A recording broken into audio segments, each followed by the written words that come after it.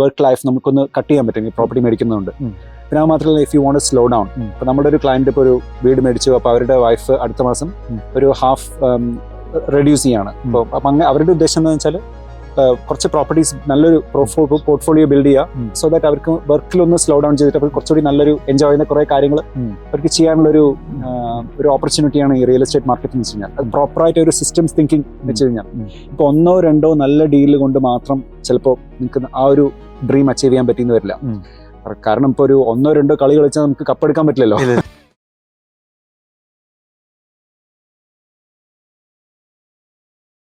നമസ്കാരം, എല്ലാവർക്കും ജിൽസ് കിച്ചണിലേക്ക് സ്വാഗതം. നമ്മൾ IT പ്രൊഫഷണലായിട്ടുള്ള ആൾക്കാർ, നേഴ്സിങ്ങിലുള്ളവർ, അല്ലെങ്കിൽ മറ്റ് എഞ്ചിനീയറിംഗ് ഫീൽഡുകളിൽ ഒരുപാട് മലയാളികൾ ജോലി ചെയ്യുന്നുണ്ട്. അവർക്ക് നല്ല ഉയർന്ന ശമ്പളവും ഉണ്ട്. പക്ഷേ അവർ കുറേ കാലങ്ങൾക്ക് ശേഷം, നമ്മൾ വന്നതിന് ശേഷമുള്ള നമ്മുടെ ബുദ്ധിമുട്ടുകളൊക്കെ മാറിയതിന് ശേഷം നമ്മൾ വെൽത്ത് ക്രിയേഷനിലേക്ക് കടക്കാറില്ല. അതെന്തുകൊണ്ടാണ് നമുക്കങ്ങനെ സംഭവിക്കുന്നത്? നമുക്ക് വെൽത്ത് ക്രിയേഷൻ എന്തുമാത്രം ഇമ്പോർട്ടൻ്റ് ആണ് എന്നതിനെക്കുറിച്ച് ഉള്ളൊരു വീഡിയോ ആണ് നമ്മൾ ചെയ്യുന്നത്. നമ്മുടെ കൂടെ ഉള്ളത് ബയേഴ്സ് ഏജൻ്റ് ആയിട്ടുള്ള വിവേക് കൃഷ്ണയാണ്. നമസ്കാരമുണ്ട്. നമസ്കാരം ജിൽസ്, എന്നാണ് വിശേഷമൊക്കെ? സുഖമായിട്ട് പോണു. ആണല്ലേ? നമ്മൾ ഇതിനു മുമ്പ് ഒന്ന് കണ്ടായിരുന്നു, സംസാരിച്ചായിരുന്നു. വളരെ നല്ല വീഡിയോ ആണ് പല ആൾക്കാരും പറഞ്ഞു. അതെ, നല്ലൊരു വീഡിയോ ആയിരുന്നു. അങ്ങനെ കുറച്ച് പേരെ ഹെൽപ്പ് ചെയ്യാൻ പറ്റി, കുറെ പേര് നമുക്ക് നല്ലൊരു കണക്ഷൻ ബിൽഡ് ചെയ്യാൻ പറ്റി. ആണല്ലേ? അതെ, തീർച്ചയായിട്ടും. നമ്മളിപ്പോ ന്യൂ ഇയറിലേക്ക് കടന്ന 2026 ഇപ്പൊ ന്യൂ ഇയറിലേക്ക് കടന്നപ്പോൾ പല ആൾക്കാർക്കും നമ്മൾ റെസൊല്യൂഷൻ എടുത്തിരിക്കുന്ന ഒരു പക്ഷേ നമ്മുടെ ഒരു വെൽത്ത് ഒന്ന് ഇൻക്രീസ് ചെയ്യണം. നമ്മൾ ഓസ്ട്രേലിയയിലേക്ക് വന്നത് വളരെ എന്താ പറയുക, ഒരുപാട് ആഗ്രഹിച്ചു വന്ന ആൾക്കാരാണ്. ഇവിടെ വന്നു കഴിഞ്ഞാൽ പൊളിക്കണം എന്നുള്ള രീതി വന്നതാണ്. പക്ഷെ പലപ്പോഴും നമ്മുടെ ഫോക്കസ് മാറിപ്പോകാറുണ്ട്. നമ്മളെ സ്ട്രഗിളാണ് വന്നപ്പോൾ ഉള്ളത്. നമ്മൾ പലപ്പോഴും കടമൊക്കെ എടുത്തായിരിക്കും വന്നിരിക്കുന്നത്. അതൊക്കെ ഒന്ന് വീട്ടണം. പിന്നെ അതിനുശേഷം നമ്മുടെ ഫോക്കസ് പോവുകയാണ്. എന്താ പറയുക, നമ്മളൊരു വെൽത്ത് ക്രിയേഷനിലേക്ക് കിടക്കാറില്ല. അല്ലെങ്കിൽ നമ്മളാണ് ഇവിടുത്തെ തുടക്കക്കാര്. നമ്മൾ വരുന്ന ഫ്യൂച്ചറിൽ വരുന്ന ജനറേഷനായിട്ട് ഇവിടെ തറക്കല്ലിടേണ്ട ആൾക്കാരും നമ്മൾ. അപ്പം നമ്മളായിരിക്കണം അതിൻ്റെ തുടക്കം. അപ്പം അത് പലപ്പോഴും നമുക്ക് അങ്ങനെ സാധിക്കാറില്ല, പ്രത്യേകിച്ച് പ്രൊഫഷണൽ ആയിട്ടുള്ള ആൾക്കാർക്ക്. ഹൈ ഇൻകം ഏണേഴ്സാണ്. എന്തുകൊണ്ടാണ് അങ്ങനെ സംഭവിക്കുന്നത്? നമ്മൾ പൊതുവെ നാട്ടിൽ നിന്ന് ഇവിടെ വന്നിട്ട് കുറച്ചു കാലം സർവൈവൽ മോഡിലായിരിക്കും. നമുക്കൊരു നല്ലൊരു ജോലി കിട്ടുക, നമ്മുടെ monthly salary, daily food, weekly shopping, outing, അങ്ങനെ പറഞ്ഞിട്ടൊരു നമ്മുടെ മൈൻഡ് സെറ്റ് ചെയ്തിരിക്കുന്നത് ഒരു സർവൈവൽ ആ ഒരു മോഡിലാണ്.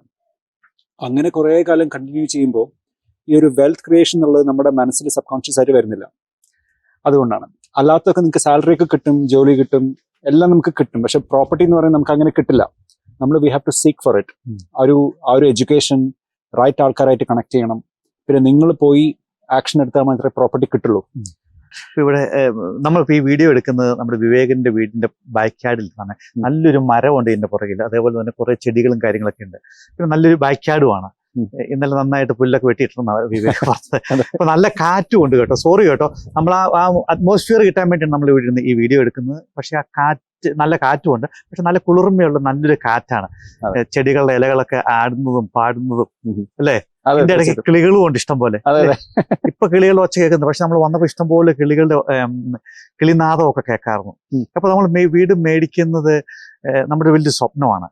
ഒരു ബാക്ക് യാർഡുള്ളൊരു വീട്, പറ്റുമെങ്കിൽ ഇത് സ്വിമ്മിംഗ് പൂള് അല്ലേ, ബാർബിക്യൂ ചെയ്യാനുള്ളൊരു സ്ഥലം, അങ്ങനെയൊക്കെ സാധിച്ച് നമ്മൾ പലപ്പോഴും നമ്മൾ താമസിക്കാനുള്ള വീട് അങ്ങനെ മേടിക്കും. പക്ഷെ നമ്മൾ ഏറ്റവും വില കൂടി വീട് പോയി മേടിക്കും. പക്ഷെ നമ്മൾ ഇൻവെസ്റ്റ് ചെയ്യുമ്പോൾ നമ്മൾ എങ്ങനെയാണ് മേടിക്കേണ്ടത്? നമ്മൾ ഇൻവെസ്റ്റ് ചെയ്യുമ്പോൾ മേടിക്കേണ്ടത് എന്താണെന്ന് വെച്ചാൽ ഈ ഇമോഷണൽ ഫാക്ടേഴ്സ് ഒഴിവാക്കണം. അതായത് എനിക്ക് 4 ബെഡ്റൂം വേണം, 2 ബാത്റൂം വേണം, വലിയ ലാൻഡ് സൈസും ഈ ഹൈ സീലിംഗ്, അങ്ങനത്തെ ഈ ലക്ഷറിയസ് ആയിട്ടുള്ള കാര്യങ്ങൾ മാക്സിമം ഒഴിവാക്കി എവിടെയാണ് നമുക്ക് വാല്യൂ ആഡ് ചെയ്യാൻ പറ്റുക എന്നുള്ളത് വേണം നോക്കി മേടിക്കാൻ. ഇപ്പോൾ ചില ഏരിയ നല്ല പ്രസന്റഡ് ആയിരിക്കും, നല്ല വീടുകളായിരിക്കും, ആ ഒരു ബ്യൂട്ടിഫുൾ ആയിരിക്കും. ആ ബ്യൂട്ടി നോക്കിയിട്ട് കാര്യമില്ല, അതിന്റെ വാല്യൂ എന്താണ്, അതിന് ഇനി ഓപ്പർച്യൂണിറ്റി എന്താണ്, അതൊക്കെ നമ്മൾ വേണം നോക്കിയിട്ട് മേടിക്കാൻ. ഇതിപ്പോ ഒരു വീട് മേടിക്കുന്നതിന്റെ കാര്യം. പക്ഷെ പലപ്പോഴും നമ്മളിങ്ങനെ മേടിക്കുമ്പോൾ ഒരു നല്ലൊരു വീട് അങ്ങനെ മേടിച്ചിട്ട് അവിടെ അങ്ങനെ സെറ്റ് ആവും. നമ്മൾ എന്താ വെച്ചാൽ ഒരു സിസ്റ്റംസ് തിങ്കിങ് പോലെ നമ്മൾ ചെയ്യണം. അതായത് ഒരു വീടല്ല, നമുക്ക് മൾട്ടിപ്പിൾ ഹൗസസിന്റെ ഒരു സിസ്റ്റമാണ് നമ്മൾ ബിൽഡ് ചെയ്യേണ്ടത്. അപ്പൊ അതിന് പറ്റിയ ഒരു വീടായിരിക്കണം നിങ്ങൾ ആദ്യം മേടിക്കേണ്ടത്. ആദ്യമേ ഉള്ള പൈസ ഫുൾ ചെലവാക്കി നിങ്ങൾ ഒരു ഇൻവെസ്റ്റ്മെന്റ് പ്രോപ്പർട്ടി മേടിച്ച് ഒരു ഫുൾ താമസിക്കാനുള്ള ഒരു വീട് മേടിച്ചു എന്ന് വെച്ച് കഴിഞ്ഞാൽ പിന്നെ അതിൽ ലിമിറ്റേഷൻസ് ഉണ്ടാവും. അപ്പോൾ നമുക്ക് അഫോർഡ് ചെയ്യാൻ പറ്റുന്ന right purchase price, right rental yield in a growing location. അതാണ് നമ്മൾ മേടിക്കേണ്ടത്. നമ്മൾ വീട് മേടിക്കുമ്പോൾ പലരും ഇതിനെ നമുക്ക് എന്താണ് ഒരു ആക്രാന്തം അതുകൊണ്ടാണ് പല വീടുകളും മേടിക്കുന്നതെന്നൊരു പൊതുവായിട്ടൊരു ധാരണ ഒരുപാട് ആൾക്കാരുടെ ഇടയിലുണ്ട്. അതേപോലെ തന്നെ ആൾക്കാർക്ക് ഫിയറും ഉണ്ട്. നമ്മൾ മേടിച്ചു കഴിഞ്ഞാൽ നമ്മളെ കൊണ്ട് കൊണ്ടു നടക്കാൻ പറ്റുമോ, അത് ആൾക്കാർ ഇതിന്റെ റെന്റ് തരുമോ, ഇതിന്റെ ഇൻഷുറൻസ് എങ്ങനെ അടയും, ഇതിന്റെ ഒരു പ്ലംബിംഗ് പോയി കഴിഞ്ഞാൽ ആരെ കൊണ്ട് ചെയ്യിപ്പിക്കും, അത് ഭയങ്കര കോസ്റ്റ്ലി അല്ലേ, അങ്ങനെയുള്ള കാര്യങ്ങളൊക്കെ വരും. ആ ഫിയർ നമുക്ക് എങ്ങനെ മാറ്റാനായിട്ട് സാധിക്കും? നമ്മൾ ശരിക്കും ഫിയർ ഉണ്ടാവേണ്ട കാര്യമുണ്ടോ? ഫിയർ ഉണ്ടാവേണ്ട കാര്യമില്ല. കാരണം നമ്മളൊരു വീട് മേടിക്കുമ്പോൾ ഒരു ബിൽഡിംഗ് ആൻഡ് പെസ്റ്റ് ഇൻസ്പെക്ഷൻ ഒക്കെ ചെയ്യിപ്പിച്ചിട്ടാണ് മേടിക്കുക. അപ്പൊ അതൊക്കെ സാറ്റിസ്ഫാക്ടറി ആയാൽ മാത്രമേ നമ്മൾ ഡീൽ പ്രൊസീഡ് ചെയ്യുള്ളൂ. പിന്നെ നമ്മൾ വരുന്ന ഈ ആനുവൽ മെയിൻ്റനൻസും റിപ്പയർസ് ഒക്കെ വരുന്നത് അത് നോർമലായിട്ട് വരുന്ന ഒരു എക്സ്പെൻസ് ആണ്. അതൊക്കെ നമ്മൾ മാനേജ് ആണ് ചെയ്യേണ്ടത്. അതങ്ങനെ തീരെ അവോയ്ഡ് ചെയ്ത് കഴിഞ്ഞാൽ നമുക്കൊന്നും ലൈഫിൽ അച്ചീവ് ചെയ്യാൻ പറ്റില്ല. അപ്പോൾ ആസ് ലോങ് ആസ് നമുക്ക് ആ ഒരു വീടിന്റെ ആ ഒരു കണ്ടീഷനൊക്കെ ഓക്കെയാണ്, പിന്നെ ഇടയ്ക്ക് വരുന്ന റിപ്പയർ നമുക്ക് അഫോർഡ് ചെയ്യാൻ പറ്റുന്ന വെച്ച് കഴിഞ്ഞാൽ അതിൽ യാതൊരു പ്രശ്നമില്ല. കാരണം നമ്മളൊരു വീട് മേടിക്കുമ്പോൾ എപ്പോഴും ഒരു ബഫർ നമ്മൾ കയ്യിലുണ്ടായിരിക്കണം. ഒരു ആനുവൽ ബഫർ, ഒരു $5,000 എല്ലാ വർഷവും ആ വീടിന് എന്തെങ്കിലും റിപ്പയർ ഉണ്ടെങ്കിൽ അത് നമുക്ക് സ്പെൻഡ് ചെയ്യാൻ പറ്റുന്നത്. സ്പെൻഡ് ചെയ്തിട്ടില്ലെങ്കിൽ നല്ല കാര്യം, പക്ഷെ ആ ഒരു ബഫർ എപ്പോഴും നമ്മുടെ കയ്യിൽ ഉണ്ടെങ്കിൽ വളരെ നല്ലതാണ്. അപ്പൊ അങ്ങനെ ആവുമ്പോഴാണ് നമുക്കൊരു കോൺഫിഡൻസ് ഉണ്ടാവുക. നമ്മൾ പലപ്പോഴും ആൾക്കാർ വീട് മേടിക്കും ചെല്ലുമ്പോൾ പറയുന്നത് ആ ഭിത്തിയുടെ കളർ എനിക്ക് ഇഷ്ടപ്പെട്ടില്ല, പെയിന്റിങ് എനിക്ക് ഇഷ്ടപ്പെട്ടില്ല, അതല്ലെങ്കിൽ അതിന്റെ ഫ്രണ്ട് ലുക്ക് എനിക്ക് ഇഷ്ടപ്പെട്ടില്ല, എന്റെ റൂഫിന്റെ കളർ ഇഷ്ടപ്പെട്ടില്ല, അങ്ങനെ പല പല കാര്യങ്ങളാണ് നമ്മൾ പറയുന്നത്. അല്ലെങ്കിൽ ബാത്റൂമിന്റെ ഷേപ്പ് ഇഷ്ടപ്പെട്ടില്ല എന്നൊക്കെ. നമ്മളൊരു വീട് മേടിക്കുമ്പോൾ പ്രധാനമായിട്ട് അതാണ് നമ്മൾ ചെക്ക് ചെയ്യേണ്ടത്, അത് മറ്റു പല ഘടകങ്ങളുമാണ് ശ്രദ്ധിക്കേണ്ടത്? അല്ലല്ല, ഇപ്പൊ ഈ കളറും അങ്ങനത്തെ സ്ട്രക്ചർ അതൊക്കെ നമുക്ക് എപ്പോ വേണമെങ്കിൽ മാറ്റാം ഒരു വീടിന്റെ. ഇപ്പൊ നമ്മൾ നോക്കേണ്ടതെന്ന് വെച്ചാൽ വീടിന്റെ ഒരു ഓറിയന്റേഷൻ, പിന്നെ ലാൻഡ് ടു അസറ്റ് റേഷ്യോ. അപ്പൊ എത്രയാണ് ലാൻഡിന്റെ വില compare to the price of the building എന്നുള്ളത്.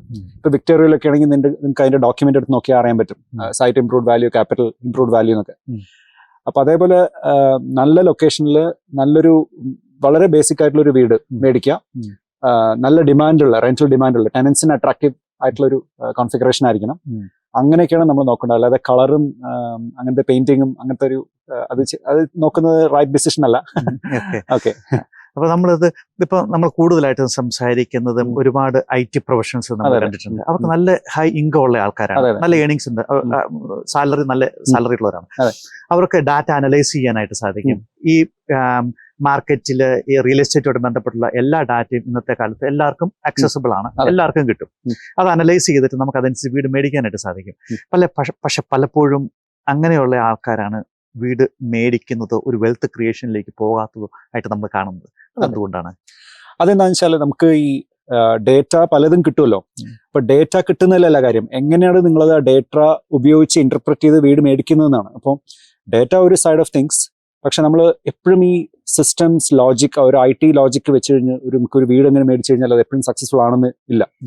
കാരണം പ്രോപ്പർട്ടി മാർക്കറ്റിൽ ലോജിക് അല്ല കൂടുതലും, അവിടെ കൂടുതലും ഇമോഷൻസ്, ഫിയർ, പിന്നെ property market cycle, economic condition, അങ്ങനെ ഒരുപാട് കാര്യങ്ങൾ പ്രോപ്പർട്ടി മാർക്കറ്റിൽ എഫക്ട് ചെയ്യും.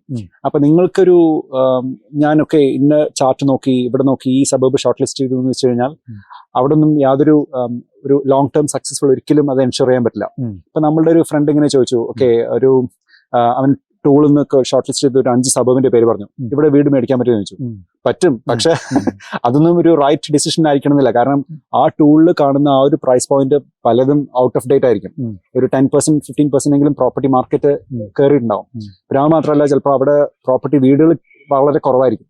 അപ്പൊ നിങ്ങൾ വളരെ സ്ട്രിക്റ്റ് ഒരു സിസ്റ്റം വെച്ച് ഫോളോ ചെയ്ത് ഒരു സബർബ് ഷോർട്ട് ലിസ്റ്റ് ചെയ്ത് മേടിക്കുമ്പോൾ മിക്കവാറും അതിന്റെ വില ഓൾറെഡി കയറി പോയിട്ടുണ്ടാവും, അല്ലെങ്കിൽ സിസ്റ്റം ഔട്ട് ഓഫ് ഡേറ്റ് ആയിട്ടുണ്ടാവും. അപ്പൊ നമ്മൾ എന്താണെന്ന് വെച്ചാൽ നമ്മളൊരു ഓവറോൾ മാർക്കറ്റ് നോളജ് നമ്മൾ ഉണ്ടായിരിക്കണം.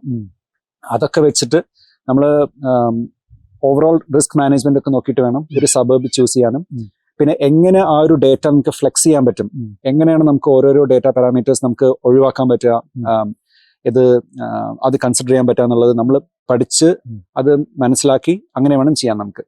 ഇപ്പൊ നമ്മള് ഒരുപാട് ന്യൂസുകളൊക്കെ കേൾക്കാറുണ്ട്, ലോകത്ത് പല പല പ്രശ്നങ്ങൾ നടന്നുകൊണ്ടിരിക്കുന്നത്. ഇപ്പൊ ട്രംപ് അവിടെ പോയി വെനസ്വേല കൈയടക്കാനുള്ള ശ്രമമാണ്, ഇറാനിൽ കയറുന്നു, ഗ്രീൻലാൻഡ് മേടിക്കുന്നു, അങ്ങനെ പല പല പ്രശ്നങ്ങളാണ്.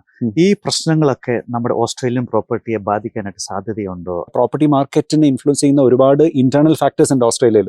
അപ്പൊ അതുകൊണ്ട് ഈ ന്യൂസ് ഒന്നും ഒരിക്കലും നിങ്ങളെ ലോങ് ടേമിൽ എഫക്ട് ചെയ്യില്ല.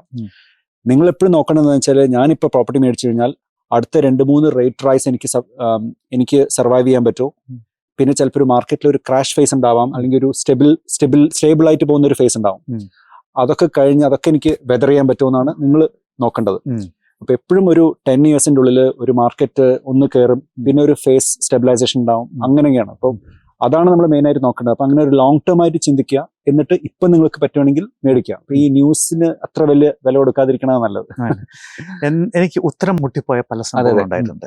അപ്പം നമ്മളിങ്ങനെ ബയേഴ്സ് ഏജന്റിനെ കുറിച്ചൊക്കെ സംസാരിക്കുമ്പോൾ അപ്പോൾ പല ആൾക്കാരും നോർമലായിട്ട് നമ്മളോട് സംസാരിക്കുന്ന ആൾക്കാർ ചോദിക്കും, അപ്പം അവൻ എത്ര ബാർഗെയിനിങ് നമുക്ക് മേടിച്ചു തരും? ഇപ്പോൾ ഒരു മാർക്കറ്റിൽ 5 ലക്ഷം രൂപയ്ക്ക് ലിസ്റ്റ് ചെയ്തിരിക്കുന്ന പ്രോപ്പർട്ടി ബയേഴ്സ് ഏജന്റിന് ഫീസ് കൊടുക്കുന്നുണ്ടല്ലോ നമ്മൾ. അപ്പൊ അതിന്റെ അനുസരിച്ചുള്ള ഗുണം നമുക്ക് കിട്ടുമോ? എത്ര ഡോളർ വരെ, എത്ര നമുക്ക് ഒരു ഡിസ്കൗണ്ട് അല്ലെങ്കിൽ ബാർഗെയിൻ ചെയ്ത് നമുക്ക് കിട്ടും? ഈ ബാർഗെയിനിങ് എന്തുമാത്രം ഇമ്പോർട്ടന്റ് ആണ് ഒരു മാർക്കറ്റില്? ഈ ബാർഗെയിനിങ് എന്താണ് ശരിക്കും ഒരു ബാർഗെയിനിങ് എന്നതുകൊണ്ട് പ്രോപ്പർട്ടി ഇൻവെസ്റ്റ്മെന്റിൽ നമ്മൾ ഉദ്ദേശിക്കുന്നത്? തീർച്ചയായിട്ടും ബാർഗെയിനിങ് അഥവാ നെഗോസിയേഷൻ എന്ന് വെച്ച് കഴിഞ്ഞാൽ നമ്മൾ വളരെ ഇമ്പോർട്ടന്റ് ആണ്. അത് ഒരു സബർബിൽ ഒരു പെർട്ടിക്കുലർ പ്രൈസ് പോയിന്റിലായിരിക്കും പോകുന്നത് വീടുകളൊക്കെ. അപ്പൊ നമ്മൾ വിചാരിക്കും ഓക്കെ നമുക്ക് ഇതിന്റെ പ്രൈസ് റെഡ്യൂസ് ചെയ്ത് കിട്ടുമെന്നുള്ളത്. അത് ഓരോരോ സബർബിന്റെ മാർക്കറ്റ് പൊസിഷൻ അനുസരിച്ചിരിക്കും. നല്ല റൈസിംഗ് മാർക്കറ്റ് ആണെങ്കിൽ ചിലപ്പോൾ പ്രൈസ് റിഡക്ഷൻ ആയിരിക്കില്ല കിട്ടുന്നത്. അതേസമയം ഒരു കൂൾ മാർക്കറ്റ് അല്ലെങ്കിൽ ഒരു വാം മാർക്കറ്റ് ആണെങ്കിൽ നിങ്ങൾക്ക് ഇപ്പോൾ നല്ല നെഗോസിയേഷൻ കേപ്പബിലിറ്റി ഉണ്ടാവും, നിങ്ങൾക്ക് ബാർഗെയിൻ ചെയ്യാൻ പറ്റും. എന്നിട്ട് നിങ്ങൾക്ക് വീട് ഒരു 5 ലക്ഷത്തിന്റെ വീട് ചിലപ്പോൾ 4.75 മേടിക്കാൻ പറ്റും. എന്നിട്ട് കുറച്ച് കാലം കഴിഞ്ഞിട്ടായിരിക്കും, ചിലപ്പോൾ 1-2 വർഷം കഴിഞ്ഞിട്ടായിരിക്കും അതിന്റെ ക്യാപിറ്റൽ ഗ്രോത്ത് ശരിക്കും വരുന്നത്. കാരണം കോമ്പറ്റീഷൻ കുറവായതുകൊണ്ടാണല്ലോ ആൾക്കാർ ഡിസ്കൗണ്ടിൽ കൊടുക്കുന്നത്. അപ്പോൾ അതൊക്കെ നമ്മൾ എന്തുകൊണ്ടാണ് സെല്ലർ സെല്ല് ചെയ്യുന്ന ആ പ്രോപ്പർട്ടി, അതൊക്കെ അനുസരിച്ചിരിക്കും നമുക്ക് എത്ര ബാർഗെയിനിങ് പവർ ഉണ്ട്. അപ്പോൾ അതിന്റെ മാർക്കറ്റ് പൊസിഷൻ എന്താണ്, ഇവിടെ കമ്പയറബിൾ സെയിൽസ് എങ്ങനെയാണ്.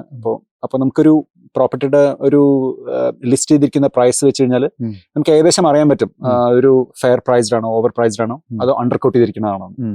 അപ്പൊ അതൊക്കെ നമുക്ക് വെച്ചിട്ടായിരിക്കും. പിന്നെ ഓവറോൾ എത്ര ഡിമാൻഡ് ഉണ്ട്, എത്ര പേര് ഓഫർ കൊടുക്കുന്നു കിട്ടും. പക്ഷെ പിന്നെ നമ്മളെന്ന് വെച്ചാൽ ഇതിൽ ഇമോഷണൽ ആയിട്ട് ഒരു ഡിസിഷൻ എടുത്ത് ഒരുപാട് ഇങ്ങനെ ചെയ്യരുത്. ഇപ്പം നമുക്ക് ബാർഗെയിനിങ് എന്ന് വെച്ച് കഴിഞ്ഞാൽ നമ്മൾ കറക്റ്റ് പ്രോസസ്സ് ഫോളോ ചെയ്യുക, പിന്നെ നമ്മൾ ഒന്ന് വാച്ച് ചെയ്യുക എങ്ങനെയാണ്, എത്ര കോമ്പറ്റീഷൻ ഉണ്ട് എന്നൊക്കെ. അതിനനുസരിച്ച് നമ്മളൊരു ഫെയർ ആയിട്ടുള്ള ഒരു വാല്യൂ കൊടുക്കണം, എന്നാലേ നമുക്ക് പ്രോപ്പർട്ടി കിട്ടുള്ളൂ. പിന്നെ എന്താ വെച്ചാൽ ചിലപ്പോൾ ഓഫ് മാർക്കറ്റ് ഓപ്പർച്യൂണിറ്റി കിട്ടും. ഇപ്പം ഓഫ് മാർക്കറ്റ് എന്ന് വെച്ച് കഴിഞ്ഞാൽ ഇപ്പോൾ ചിലപ്പോൾ സെല്ലറിന് പെട്ടെന്ന് സെല് ചെയ്യണം, റീലൊക്കേഷൻ അല്ലെങ്കിൽ ഡിസീസ്ഡ് എസ്റ്റേറ്റ്, അങ്ങനത്തെ വല്ല റീസൺ ഉണ്ടെങ്കിൽ അവിടെ കുറച്ചുകൂടി നമുക്ക് ബാർഗെയിനിങ് പവർ കിട്ടും, കാരണം കോമ്പറ്റീഷൻ കുറവായതുകൊണ്ടാണ്. അപ്പൊ അങ്ങനെ നിങ്ങൾ ഒരുപാട് മാർക്കറ്റിലുണ്ട്, നിങ്ങൾക്ക് നല്ല കണക്ഷൻ ബിൽഡ് ചെയ്യാൻ പറ്റും എന്ന് വെച്ച് കഴിഞ്ഞാൽ ഈ റിയൽ എസ്റ്റേറ്റ് ഏജൻസി നിങ്ങൾക്ക് നല്ല ഓഫ് മാർക്കറ്റ് ഓപ്പർച്യൂണിറ്റീസ് ഒക്കെ തരും. അപ്പൊ നിങ്ങൾക്ക് കൂടുതൽ ആ ഒരു ബാർഗെയിനിങ് ചെയ്യാൻ പറ്റും. പിന്നെ നിങ്ങൾ ആലോചിക്കേണ്ടതെന്ന് വെച്ചാൽ ഈ ബാർഗെയിനിങ് എന്ന് പറയുമ്പോൾ നിങ്ങൾ ബാർഗെയിനിങ് ഒരു ടോപ്പ് പ്രയോറിറ്റി ആയിട്ട് വെക്കരുത്. കാരണം പ്രോപ്പർട്ടി ഗ്രോത്ത് ആണ് വേണ്ടത്. കാരണം ഇപ്പൊ നിങ്ങളൊരു 10,000 20,000 സേവ് ചെയ്തിട്ട് ഫ്യൂച്ചറിൽ ആ ഒരു പ്രോപ്പർട്ടി ഗ്രോ ആയാലും, കാരണം നെക്സ്റ്റ് ടൈം നിങ്ങൾ പ്രോപ്പർട്ടി സെല് ചെയ്യുമ്പോഴും അതിൽ എന്തെങ്കിലും ഒരു കുഴപ്പമുള്ളതുകൊണ്ടായിരിക്കും ചിലപ്പോൾ 20,000 സേവിങ്സ് കിട്ടുക. അതേസമയം നിങ്ങൾക്ക് നല്ലൊരു റൈറ്റ് പ്രൈസിൽ നിങ്ങൾക്ക് മേടിക്കാൻ പറ്റിയാൽ അത് ഈ ഒരു ബാർഗെയിനിങ്ങിനെക്കാളും കൂടുതൽ ബെനിഫിറ്റ് നിങ്ങൾക്ക് തരും. സോ ഓവറോൾ വാല്യൂ ആണ് നോക്കേണ്ടത്, ഈ പ്രൈസ് റിഡക്ഷൻ അല്ല നമ്മൾ മെയിൻ ആയിട്ട് നോക്കേണ്ടത്. അതെ. അപ്പൊ നിങ്ങൾ ഈ പ്രോപ്പർട്ടി മേടിക്കുമ്പോൾ എപ്പോഴും ബാർഗെയിനേക്കാളും കൂടുതലായിട്ട് ഒരു ഇൻവെസ്റ്റ്മെന്റ് സ്ട്രാറ്റജി ഉണ്ടാക്കി അതനുസരിച്ച് ഫോളോ ചെയ്ത് ഒരു ലോങ് ടേം ഇൻവെസ്റ്റ്മെന്റ് ആണല്ലോ ഈ പ്രോപ്പർട്ടി മാർക്കറ്റിൽ എല്ലാവരും പറയുന്നത്. അബ്സല്യൂട്ട്ലി. ഈ ലോങ് ടേം മാർക്കറ്റില് ലോങ് ടേം ഇൻവെസ്റ്റ്മെന്റിലേക്ക് വരുന്നത് കൊണ്ട് നമുക്ക് ഒരു കാരണവശാലും ഈ ഷോർട്ട് ടൈമിൽ ഉണ്ടാകുന്ന ക്രാഷുകളോ അല്ലെങ്കിൽ ഇൻട്രസ്റ്റ് റേറ്റുകളോ നമ്മൾ എന്തുമാത്രം ബാധിക്കും? ഈ ലോങ് ടേമിൽ ഇൻവെസ്റ്റ് ചെയ്യുമ്പോൾ നമുക്ക് ഒരിക്കലും ഈ ഷോർട്ട് ടേമിൽ വരുന്ന ക്രാഷസ് നമ്മൾ ഒരിക്കലും ബാധിക്കില്ല. അപ്പൊ അതാണ് നിങ്ങൾ ഏത് ഫേസ് ഓഫ് ഇൻവെസ്റ്റ്മെന്റിലാണ് എന്നുള്ളത് നിങ്ങൾ മനസ്സിലാക്കണം. ഇപ്പോൾ നിങ്ങളിപ്പോൾ ഒരു തുടക്കക്കാരാണ്, ചിലപ്പോൾ ഒരു 2-3 പ്രോപ്പർട്ടി നിങ്ങളുടെ മനസ്സിലുണ്ട്, ഒരു സിസ്റ്റം, നിങ്ങളൊരു പോർട്ട്ഫോളിയോ സ്ട്രാറ്റജി ഉണ്ടെന്നുണ്ടെങ്കിൽ നിങ്ങൾ എപ്പോഴും ആ ഒരു ഇനീഷ്യലി ഒരു കുറച്ച് നല്ലൊരു ഹൈ ഈൽഡ് ഒക്കെ ഉള്ള ഒരു പ്രോപ്പർട്ടി നമ്മൾ മേടിക്കാം.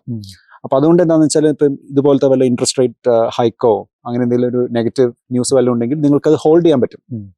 അപ്പോൾ എന്ത് ക്രാഷ് ചെയ്താലും കുറച്ച് കാലം കഴിഞ്ഞാൽ അത് വീണ്ടും പഴയ പോലെ തന്നെ വരും. അപ്പൊ അങ്ങനെയാണല്ലോ.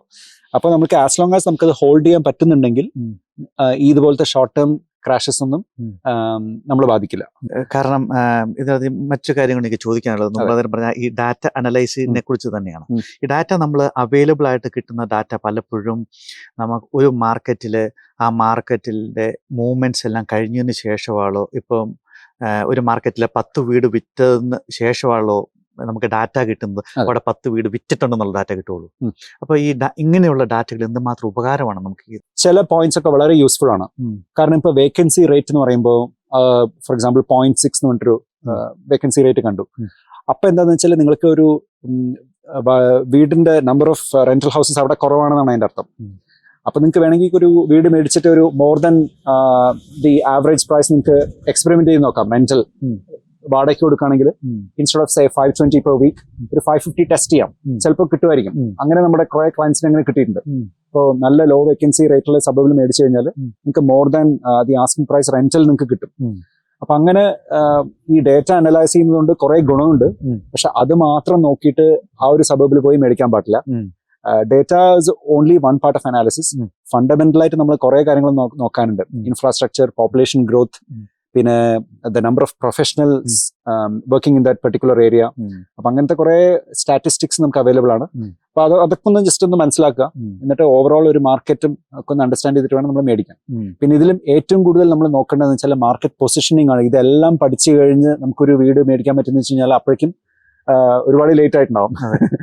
അപ്പൊ നമ്മൾ പലപ്പോഴും പറഞ്ഞു കേൾക്കാറുണ്ട്, അവന് 3 പ്രോപ്പർട്ടി ഉണ്ട്, 4 പ്രോപ്പർട്ടി ഉണ്ട്, എനിക്കൊരു പ്രോപ്പർട്ടി ഉള്ളൂ, ഞാൻ അതുകൊണ്ട് ഹാപ്പിയാണ്, ഈ പ്രോപ്പർട്ടി എല്ലാം കൂടെ മേടിച്ച് മക്കൾക്ക് കൊടുക്കേണ്ട കാര്യമില്ല, അവര് നശിച്ചു പോകും, അവർക്ക് വേണ്ട സാധനം അവരുണ്ടാക്കിക്കോളും എന്നുള്ള പിള്ളേർക്ക് പ്രോപ്പർട്ടിയിലും സമ്പത്തിലൊന്നും താല്പര്യമില്ല എന്നൊക്കെ പല ആൾക്കാരും പറയാറുണ്ട്. ശരിക്കും നമ്മൾ പ്രോപ്പർട്ടി മിനിമം മേടിക്കുന്നത് നമ്മൾ മക്കൾക്ക് വേണ്ടിയാണോ, അതോ നമുക്കൊരു എന്താ പറയുക റിട്ടയർ ടൈമിൽ ഒരു സപ്പോർട്ടിന് വേണ്ടിയാണോ? എന്തുകൊണ്ടാണ് നമ്മൾ പ്രോപ്പർട്ടി മേടിക്കണമെന്ന് നിങ്ങൾ പറയുന്നത്? അതെങ്ങനെ ഹെൽപ്പ് ചെയ്യുമെന്നാണ്? അതായത് മക്കൾക്ക് വേണ്ടിയിട്ടൊന്നുമല്ല, ശരിക്കും നമ്മളുടെ തന്നെ ഒരു ഇയേഴ്സ് ഓഫ് വർക്ക് ലൈഫ് നമുക്കൊന്ന് കട്ട് ചെയ്യാൻ പറ്റും ഈ പ്രോപ്പർട്ടി മേടിക്കുന്നതുകൊണ്ട്. പിന്നെ അത് മാത്രമല്ല, if you won't slow down, ഇപ്പൊ നമ്മുടെ ഒരു ക്ലയന്റ് ഇപ്പൊ ഒരു വീട് മേടിച്ചു, അപ്പൊ അവരുടെ വൈഫ് അടുത്ത മാസം ഒരു ഹാഫ് റെഡ്യൂസ് ചെയ്യാണ്. അപ്പൊ അവരുടെ ഉദ്ദേശം എന്താണെന്ന് വെച്ചാൽ കുറച്ച് പ്രോപ്പർട്ടീസ് നല്ലൊരു പോർട്ട്ഫോളിയോ ബിൽഡ് ചെയ്യുക, സോ ദാറ്റ് അവർക്ക് വർക്കിലൊന്ന് സ്ലോ ഡൗൺ ചെയ്തിട്ട് അവർ കുറച്ചുകൂടി നല്ലൊരു എൻജോയ് ചെയ്യുന്ന കുറെ കാര്യങ്ങൾ അവർക്ക് ചെയ്യാനുള്ള ഒരു ഓപ്പർച്യൂണിറ്റിയാണ് ഈ റിയൽ എസ്റ്റേറ്റ് മാർക്കറ്റ് എന്ന് വെച്ച് കഴിഞ്ഞാൽ. അത് പ്രോപ്പറായിട്ട് ഒരു സിസ്റ്റംസ് തിങ്കിങ് വെച്ച് കഴിഞ്ഞാൽ ഇപ്പൊ 1-2 നല്ല ഡീൽ കൊണ്ട് മാത്രം ചിലപ്പോൾ നിങ്ങൾക്ക് ആ ഒരു ഡ്രീം അച്ചീവ് ചെയ്യാൻ പറ്റിയെന്ന് വരില്ല. കാരണം ഇപ്പൊ ഒരു 1-2 കളി കളിച്ചാൽ നമുക്ക് കപ്പെടുക്കാൻ പറ്റില്ലല്ലോ. അതേപോലെ തന്നെ നമുക്ക് ഒരു നല്ല കുറച്ച് കൺസിസ്റ്റന്റ് ആയിട്ടുള്ള നല്ല ഹൈ പെർഫോമിംഗ് പോർട്ട്ഫോളിയോ ഉണ്ടെങ്കിൽ നമുക്ക് ഇതേപോലത്തെ ഒരുപാട് അഡ്വാൻറ്റേജസ് ഉണ്ട്. നമുക്ക് ഇപ്പൊ കോൺട്രാക്ടിങ് ഒക്കെയാണ് ചെയ്യുന്നതെങ്കിൽ ഇപ്പൊ കോൺട്രാക്റ്റിൽ എന്തെങ്കിലും ബ്രേക്ക് ഉണ്ടെങ്കിൽ നമുക്ക് ഈ പ്രോപ്പർട്ടി മാർക്കറ്റിന്റെ ഇൻകം വെച്ചിട്ട് നമുക്ക് സർവൈവ് ചെയ്യാൻ പറ്റും. പിന്നെ മാത്രമല്ല ഇൻ ഫ്യൂച്ചർ ആ ഒരു റിട്ടയർമെന്റ് കുറച്ച് ഫാസ്റ്റ് ആക്കാനൊക്കെ ചെയ്യാനുള്ള കുറെ ഓപ്ഷൻസ് ഉണ്ട്. അപ്പൊ കഴിഞ്ഞ ദിവസം എൻ്റെ അടുത്ത് ഒരു പുള്ളിക്കാരനെ സംസാരിച്ചപ്പോൾ പുള്ളി പറഞ്ഞു, പുള്ളിക്ക് ഇപ്പം ആവശ്യത്തിന് പ്രോപ്പർട്ടി ഉണ്ട്. പ്രോപ്പർട്ടി ആവശ്യം എന്ന് വെച്ച് കഴിഞ്ഞാൽ പുള്ളി പറഞ്ഞ 5-6 പ്രോപ്പർട്ടി ഉണ്ടെന്നുള്ള രീതിയിലാണ് പുള്ളി പറഞ്ഞത്. അപ്പൊ പുള്ളി പറഞ്ഞത് പുള്ളിക്ക് ഇപ്പം ഒരു ഫിനാൻഷ്യൽ ഫ്രീഡം എന്നുള്ള നിലയിലുണ്ടെന്നാ പറഞ്ഞത്. മുഴുവൻ പേ ഓഫ് ചെയ്തിട്ടില്ലെങ്കിലും അതിന്റെ നല്ലൊരു എമൗണ്ട് പേ ഓഫ് ചെയ്തിട്ടുണ്ട്. പുള്ളിക്ക് നല്ലൊരു ഇൻകം റെന്റായിട്ട് വരുന്നുണ്ട്. ഒരുപാടില്ല, പക്ഷെ എന്നാലും പുള്ളിക്ക് സർവൈവ് ചെയ്യാം. ഇപ്പം ജോലി ചെയ്തില്ലെങ്കിലും സർവൈവ് ചെയ്യാം. അതായത് കഞ്ഞി കുടിക്കാനുള്ള പൈസയും മറ്റേ എന്താ പറയുന്നത് ഇലക്ട്രിസിറ്റി ബില്ല് അടയാനുള്ള പൈസയൊക്കെ ഉണ്ട്. അപ്പൊ പുള്ളി പറഞ്ഞത് പുള്ളി ഭയങ്കര റിലാക്സ്ഡ് ആണെന്ന് പറഞ്ഞു. സെയിം ജോലി ഇപ്പോഴും പുള്ളി ചെയ്യുന്നുണ്ട്, ഒരു പക്ഷെ ആ ജോലി കുറച്ചും കൂടെ നന്നായിട്ട് ചെയ്യുന്നുണ്ടെന്ന് പറഞ്ഞു. പക്ഷെ ജോലി ചെയ്യുമ്പോൾ ഉള്ള ഫീൽ രണ്ടാന്ന പുള്ളി എന്നോട് പറഞ്ഞു. നമുക്ക് കുറച്ചുകൂടി റിസ്ക് എടുക്കാനുള്ള ഒരു കേപ്പബിലിറ്റി കൂടും.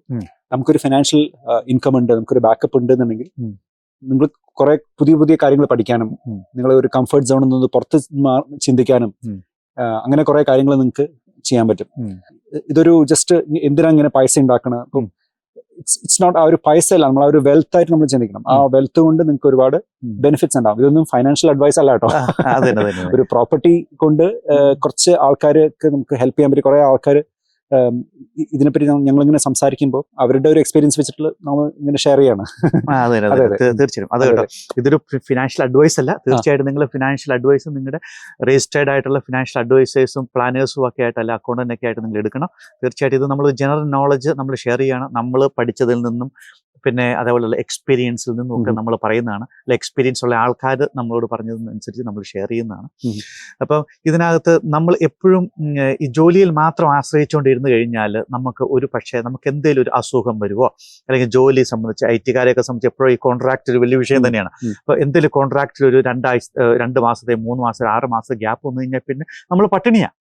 ആ പട്ടിണി നമുക്ക് ഒഴിവാക്കണമെന്നുണ്ടെങ്കിൽ ഇങ്ങനെ നമ്മൾ ചെറിയ ചെറിയ തോതിലുള്ള ഇൻവെസ്റ്റ്മെന്റുകൾ ചെയ്യുക. നമ്മൾ ഇൻവെസ്റ്റ് ചെയ്യുമ്പോൾ നമ്മളെ കൊണ്ട് താങ്ങാൻ പറ്റാത്തത്, നമുക്കൊരു ബാധ്യതയായിട്ടുള്ള കാര്യങ്ങൾ നമ്മൾ ഒരിക്കലും ഇൻവെസ്റ്റ് ചെയ്യാൻ പാടില്ല.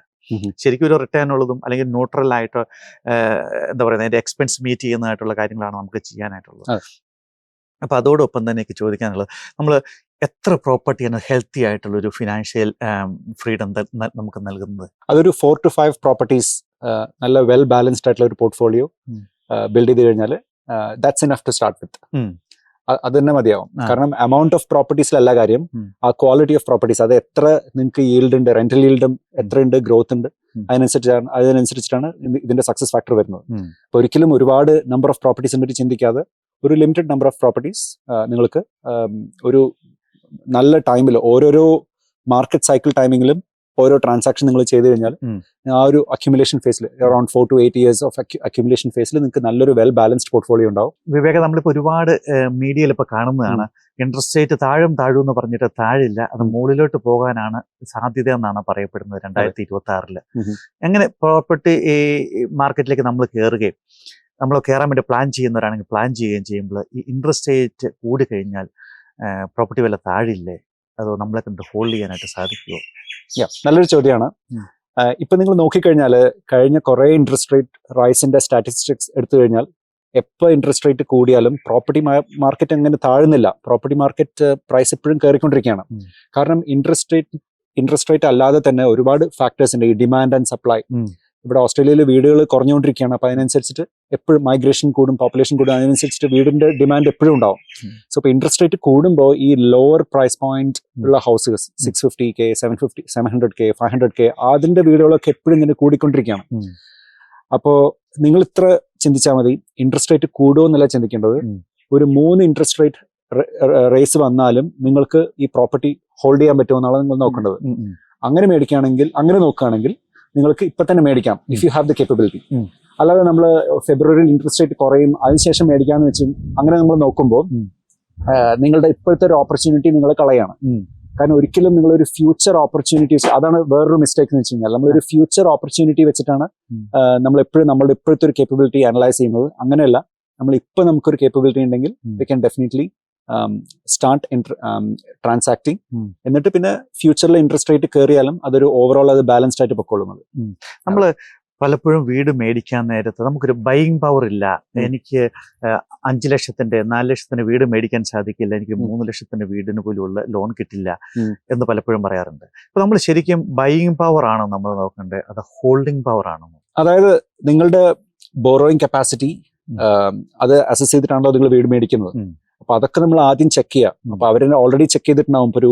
ഇപ്പോൾ 5% ആണ് ഇൻട്രസ്റ്റ് എന്നുണ്ടെങ്കിൽ 8% ആയാലും നിങ്ങൾക്ക് അത് കംഫർട്ടബിളി പേ ഓഫ് ചെയ്യാൻ പറ്റുമോ എന്നുള്ളതാണ് നോക്കേണ്ടത്. അതൊരു മോർഗേജ് ബ്രോക്കർ നിങ്ങൾക്ക് അത് ചെക്ക് ചെയ്തിട്ട് അവർ പറഞ്ഞുതരും. സോ നിങ്ങൾക്കൊരു പ്രീ അപ്രൂവൽ ഉണ്ടെങ്കിൽ അതിന്റെ അർത്ഥം നിങ്ങൾക്കത് ഹോൾഡ് ചെയ്യാൻ പറ്റും തന്നെയാണ്. അപ്പൊ അതുകൊണ്ട് കൂടുതലൊന്നും ആലോചിക്കേണ്ട. ഓഫ് കോഴ്സ് ഒരു ബഫർ നമ്മൾ വെക്കണം. ഓരോ വർഷവും എന്തെങ്കിലും ചെറിയ മെയിൻ്റെനൻസ് വന്നു കഴിഞ്ഞാൽ അതിന്റെ ഒരു ബഫർ വെക്കുക. പിന്നെ the cost of not doing it, opportunity cost നമ്മൾ മനസ്സിലാക്കുക. കാരണം ഒരു $5,000 പെർ ഇയർ വരുന്ന വിചാരിച്ച് നിങ്ങളൊരു 50,000 ക്യാപിറ്റൽ ഗെയിൻ ആണ് നിങ്ങൾ യു ആർ ഫോർ ഗോയിങ്. അത് ചെയ്യരുത്. എപ്പോഴും ആക്ട് ചെയ്യാം. പിന്നെ റിസ്ക് മാനേജ് ആണ് ചെയ്യേണ്ടത്. റിസ്ക് ഒരിക്കലും നമ്മൾ ഇല്ലാതാക്കരുത്. ഇപ്പൊ ഞാനിപ്പോ ഒരു സൈബർ സെക്യൂരിറ്റി ബാക്ക്ഗ്രൗണ്ടിൽ നിന്നാണ്. അപ്പം നമുക്ക് റിസ്ക് മാനേജ്മെന്റ് നമുക്ക് ഒരുപാട് അറിയാം, എങ്ങനെയാണ് അത് ചെയ്യേണ്ടതെന്നൊക്കെ. അപ്പോൾ അതുകൊണ്ട് തന്നെ ഞാൻ പറയാണ്, ഇപ്പം നമ്മളുടെ ഒരു സ്ട്രാറ്റജി വെച്ചിട്ട് നോക്കുമ്പോൾ എപ്പോഴും റിസ്ക് മാനേജ്മെന്റ് ആണ് നമ്മൾ ചെയ്യേണ്ടത്, റിസ്ക് അവോയ്ഡൻസ് അല്ല. അപ്പോൾ അങ്ങനെ നോക്കുകയാണെങ്കിൽ നിങ്ങൾക്ക് എന്തായാലും ഒരു അച്ചീവ്മെന്റ് ഉണ്ടാവും. നമ്മൾ കേരളത്തിൽ നിന്ന് ഇങ്ങോട്ട് കഷ്ടപ്പെട്ടാണ് ആൾക്കാർ വരുന്നത്. നമ്മളിവിടെ സമ്പത്തുണ്ടാക്കണം, നാട്ടിലേക്കാളും വളരെ നന്നായിട്ട് ജീവിക്കണം എന്നുള്ള ആഗ്രഹത്തോടെ വരുന്നത്. നമുക്കിവിടെ വന്നതിന് ശേഷം നല്ല ഹൈ ഇൻകം ഉള്ളവരുമാണ് മലയാളികൾ കൂടുതലായിട്ട്. ഇപ്പോൾ കഴിഞ്ഞ ദിവസം റിപ്പോർട്ട് കണ്ടു, ഇന്ത്യൻസ് ഹൈ ഇൻകം ഉള്ള ആൾക്കാരാണെന്ന്. പക്ഷെ നമുക്ക് ഈ ഹൈ ഇൻകം നമ്മൾ ജസ്റ്റ് റിച്ച് ആക്കും എന്നുള്ളതല്ലാതെ നമുക്കൊരു വെൽത്ത് നമ്മൾ ക്രിയേറ്റ് ചെയ്യുന്നില്ല. നമ്മളിവിടെ വന്നതിൻ്റെ ഉദ്ദേശം നടക്കുന്നില്ല. നമ്മളിവിടെ വന്നത് വരുന്ന നെക്സ്റ്റ് ജനറേഷൻ, അതായത് നമ്മുടെ മക്കളും മക്കളുടെ മക്കൾക്കും നല്ലൊരു വിദ്യാഭ്യാസം കിട്ടുക, നല്ല സുഖം, എന്താ പറയുക, നല്ലൊരു അറ്റ്മോസ്ഫിയറിൽ എൻവയറമെൻറ്റിൽ ജീവിക്കാനായിട്ടാണ് വരുന്നത്. പക്ഷെ അവർക്ക് നമ്മളിങ്ങനെ വന്നതിന് ശേഷവും നമുക്ക് ഈ ഓപ്പർച്യൂണിറ്റീസ് എല്ലാം ഉണ്ടെങ്കിലും നമ്മൾ പലപ്പോഴും സംഭവിക്കുന്നത് നമ്മുടെ അവയർനെസ് കുറവുണ്ട്, അല്ലെങ്കിൽ നമ്മുടെ ഒരു ഫോക്കസ് നമുക്ക് നഷ്ടപ്പെടുന്നത് കൊണ്ടാണ് ഈ വെൽത്ത് ക്രിയേഷനിലേക്ക് നമ്മൾ വരാതിരിക്കുന്നത്. അപ്പോൾ തീർച്ചയായിട്ടും നമ്മൾ ഈ വെൽത്ത് ക്രിയേഷനിൽ കൂടെയുള്ള ഒരു മീഡിയ ആണ്, ഒരു വെഹിക്കിൾ മാത്രമാണ് നമ്മൾ ഈ റിയൽ എസ്റ്റേറ്റ് എന്ന് പറയുന്നത്. ഇപ്പോൾ റിയൽ എസ്റ്റേറ്റ് നമ്മൾ സോളിഡ് ആയിട്ടുള്ള സംഭവമാണ്. അപ്പോൾ അതേക്കുറിച്ച് സഹായിക്കാനായിട്ട് പണ്ടത്തെക്കാലം കൂടുതലായിട്ട് മലയാളികൾ ഒരുപാട് പഠിച്ചിട്ടുണ്ട്. ഇപ്പോഴും ആ പഠിച്ചിട്ടുള്ളത് നമുക്ക് പണ്ടത്തെ പോലെയല്ല, നമ്മളെല്ലാ കാര്യങ്ങളും നമ്മൾ തന്നെ ചെയ്യേണ്ട കാര്യമില്ല. അപ്പോൾ അതേക്കുറിച്ച് പ്രൊഫഷണലായിട്ട് പഠിച്ചിട്ടുള്ള ആൾക്കാരുമായിട്ട് നമുക്ക് സംസാരിക്കാനായിട്ട് സാധിക്കും. അതേപോലത്തെ ഒരാളാണ് വിവേക്. അപ്പോൾ അദ്ദേഹം ബയേഴ്സ് ഏജന്റായിട്ട് വർക്ക് ചെയ്യുന്നു. എത്ര കൊല്ലമായിട്ട് വർക്ക് ചെയ്യുന്നുണ്ട്? 2 വർഷം കഴിഞ്ഞു, 3ാമത്തെ വർഷം. 3 വർഷമായിട്ട് ഈ ഫീൽഡിൽ തന്നെ വർക്ക് ചെയ്തുകൊണ്ടിരിക്കുകയാണ്. അപ്പം അങ്ങനെയുള്ള ആൾക്കാരുടെ ഹെൽപ്പ് നിങ്ങൾക്ക് താല്പര്യമുണ്ടെങ്കിൽ സ്വീകരിക്കാം. ഈ വീഡിയോയിൽ കുറേ ഇൻഫർമേഷൻസ് ആണ് നമ്മൾ ഷെയർ ചെയ്യുന്നത്. നമ്മൾ വിവേകിൻ്റെ ഫോൺ നമ്പറും ഡീറ്റെയിൽസ് എല്ലാം കൊടുക്കാം. നിങ്ങൾക്ക് എന്ത് ആവശ്യമുണ്ടല്ലോ വിവേകിനോട് വിളിച്ച് സംസാരിക്കാം. Thank you so much for the opportunity. നിങ്ങൾക്ക് എന്തെങ്കിലും പ്രോപ്പർട്ടി റിലേറ്റഡ് സംശയം ഉണ്ടെങ്കിൽ ജിൽസ് കിച്ചൺ എന്ന് പറഞ്ഞ് എൻ്റെ അടുത്ത് വന്നു കഴിഞ്ഞാൽ ഒരു ഫ്രീ ബ്ലൈൻഡ് സ്പോട്ട് ഓഡിറ്റ് ഞങ്ങൾ ചെയ്യാൻ റെഡിയാണ്. നിങ്ങളുടെ എക്സിസ്റ്റിംഗ് പ്രോപ്പർട്ടി പോർട്ട്ഫോളിയോ നോക്കിയിട്ട് എവിടെയാണ് ഒരു ഹിഡൻ റിസ്ക് നമ്മൾ എന്തായാലും പറഞ്ഞു തരും. അതിനുശേഷം എന്താണ് ഒരു ഓപ്പർച്യൂണിറ്റി ഉള്ളതെന്ന് ഒരു 15 മിനിറ്റ്സ് നിങ്ങളുടെ കൂടെ സ്പെൻഡ് ചെയ്യാൻ ഫ്രീ ആയിട്ട് we are willing to do that. അപ്പം അങ്ങനെ അതിനുശേഷം പിന്നെ ഇതൊരു സെയിൽസോ അല്ലെങ്കിൽ നിങ്ങൾ പ്രോപ്പർട്ടി പിച്ചിങ്ങോ ഒന്നുമല്ല, നിങ്ങളുടെ ഒരു എക്സിസ്റ്റിംഗ് ആയിട്ടുള്ള ഒരു പോർട്ട്ഫോളിയോനെ പറ്റി ഞങ്ങളൊരു റിസ്ക് അനാലിസിസ് ആണ് നമ്മൾ ചെയ്യുന്നത്. അതാണ് നമുക്ക് നമ്മുടെ വ്യൂവേഴ്സിന് ചെയ്യാൻ പറ്റുന്നത്. അതിനാണെങ്കിൽ ഞങ്ങൾ പ്രൈവറ്റ് മെസ്സേജ് ചെയ്യാം, എന്നിട്ട് ജിൽസ് കിച്ചൺ കോട്ട് ചെയ്ത് കഴിഞ്ഞാൽ ദെൻ ഞങ്ങൾ നിങ്ങളെ വിളിക്കുന്നതായിരിക്കും. തീർച്ചയായും താങ്ക്സ് വിവേക്. അപ്പം നമുക്ക് ഇപ്പോൾ ഇൻവെസ്റ്റ്മെൻറ്റ് പ്രോപ്പർട്ടീസ് ഒന്നും ചെയ്യാത്തവരാണെങ്കിൽ ഈ കൊല്ലം ഒരു പ്രോപ്പർട്ടിയോ അല്ലെങ്കിൽ 2 പ്രോപ്പർട്ടിയിൽ നിങ്ങൾ മേടിക്കണം തീർച്ചയായിട്ടും. കാരണം നമ്മൾ ഗ്രോ ചെയ്യണം. അപ്പോൾ അതിനായിട്ട് നിങ്ങളെല്ലാവരും ദൈവം അനുഗ്രഹിക്കട്ടെ. തീർച്ചയായിട്ടും നല്ലൊരു ദിവസവും നല്ലൊരു വർഷവും നിങ്ങളെ നേരുന്നു. Thank you. തീർച്ചയായിട്ടും താങ്ക് യു സോ മച്ച്. എല്ലാവരും ഒരു പുതിയൊരു വർഷമാണ്, അപ്പോൾ അതുകൊണ്ട് വളരെ പോസിറ്റീവായിട്ട് തിങ്ക് ചെയ്യുക. പല നെഗറ്റീവ് ന്യൂസും വരുന്നതായിരിക്കും. പക്ഷെ നിങ്ങൾ എന്താണെന്ന് വെച്ചാൽ നിങ്ങൾക്കൊരു നല്ലൊരു ഗോൾ ഉണ്ട്, ഒരു സ്ട്രാറ്റജി ഉണ്ട് എന്നുണ്ടെങ്കിൽ നിങ്ങൾ ഇതിലോട്ട് മുന്നോട്ട് പോകണം തന്നെയാണ് ഞാൻ പറയുക. പിന്നെ വേറൊരു കാര്യം എന്താണെന്ന് വെച്ചാൽ നിങ്ങൾ എപ്പോഴും ഡോളർ പ്രൊഡക്റ്റീവായിട്ട് നിങ്ങൾ ചിന്തിക്കണം. ഈ IT പ്രൊഫഷണൽസ് കൂടുതലും ചിന്തിക്കുന്നത് എന്താണെന്ന് വെച്ചാൽ ഇപ്പം എനിക്ക് എങ്ങനെ പൈസ സേവ് ചെയ്യാൻ പറ്റും, അങ്ങനെയല്ല ചിന്തിക്കേണ്ടത്. ഇപ്പം നിങ്ങളുടെ ഒരു അവർലി റേറ്റ് എന്ന് പറയുമ്പോൾ ഒരാളുടെ ഇപ്പോൾ ഒരു IT പ്രൊഫഷണൽ അവർലി റേറ്റ് മണിക്കൂർ $100 അല്ലേ, $100 അല്ലേ. ഇപ്പോൾ അങ്ങനെ നിങ്ങൾ മണിക്കൂറുകളോളം റിസർച്ച് ചെയ്ത് ഡ്യൂ ഡിലിജൻസ് ഒക്കെ ചെയ്ത് വരുമ്പോൾ ചിലപ്പോൾ ഒരുപാട് അത് ഫാമിലി ടൈം ആയിരിക്കും നിങ്ങൾ ചിലപ്പോൾ ഫോർഗോ ചെയ്യുന്നത്. അപ്പോൾ ഇത് ചെയ്യാതെ നിങ്ങൾ എങ്ങനെയാണ് നിങ്ങൾക്കൊരു എഫിഷ്യൻ്റ് ആയിട്ട് ഒരു പ്രൊഫഷണൽ ഹെൽപ്പ് വെച്ചിട്ട് ചെയ്യാൻ പറ്റാം. അങ്ങനെ ആകുമ്പോൾ നിങ്ങൾക്ക് ഒരു ഡോളർ പ്രൊഡക്റ്റീവ് ആയിരിക്കും നിങ്ങളുടെ ആക്ടിവിറ്റീസ് എല്ലാം. അപ്പോൾ അങ്ങനെയാണ് ഈ സക്സസ്ഫുൾ ബിസിനസ്സുകാരൊക്കെ ചെയ്യുന്നത്. അപ്പോൾ നിങ്ങൾക്ക് അതിനുള്ള സമയമോ പേഷ്യൻസോ ഇല്ലെങ്കിൽ definitely you can think about working with the right team, like അത് ഔട്ട്സോഴ്സ് ചെയ്യാം. അപ്പോൾ അങ്ങനെ നിങ്ങൾ ചിന്തിക്കൂ, സിസ്റ്റംസ് തിങ്കിങ് ചെയ്യൂ, നല്ല കണക്ഷൻസ് ഒക്കെ ബിൽഡ് ചെയ്യൂ. അതുകൊണ്ട് നിങ്ങൾക്ക് നല്ലൊരു ഫ്യൂച്ചർ ഉണ്ടാവും തന്നെ വിചാരിക്കുന്നു. Thank you so much. Australia നമുക്ക് പൊളിക്കണം. അതെ പൊളിക്കാം. കാരണം നമ്മൾ ഓസ്ട്രേലിയയിലെ ടോപ്പ് 1 ക്ലാസ് എന്താണ് സമൂഹമായിരിക്കണം നമ്മളെ മലയാളികൾ. അതെ, അതിന്റെ അപ്പുറത്തേക്ക് ഒരു കേസ് നമ്മൾ പിടിക്കല. ആബ്സല്യൂട്ട്ലി അല്ലേ? പൊളിക്കണം നമുക്ക്.